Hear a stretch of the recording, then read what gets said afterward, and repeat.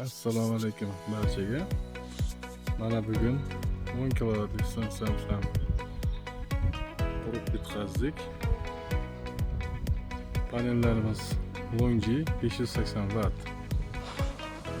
Va biz bu xonadonga o'tgan 10 kilovatlik qurib bitkazib bergan edik. Bu o'z samaradorligini yaxshi berganligi uchun klientimiz yana bir 10 kilovatga buyurtma bergan.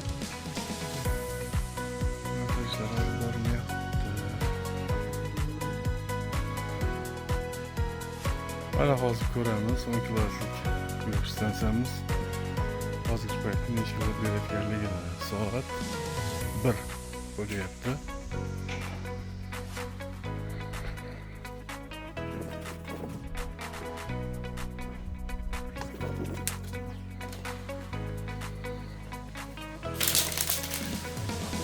Mana hozirgi paytda 10 kilovat to'liq ishlab turibdi.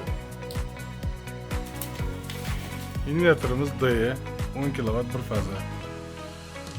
Hop, mana 10 kilovatli inverter. Hop.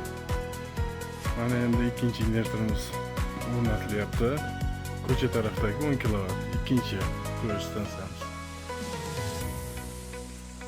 Himoya gruppalari hamma narsalar bilan o'rnatib berilyapti.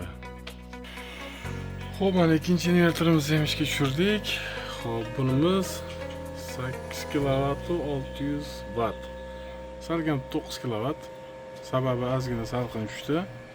O'rnatganimizcha mana ikkinchi inverterimizni ham ishlatib yurg'izib berdik. Kimga shunaqangi xizmatlar kerak bo'lsa murojaat qilaverasizlar.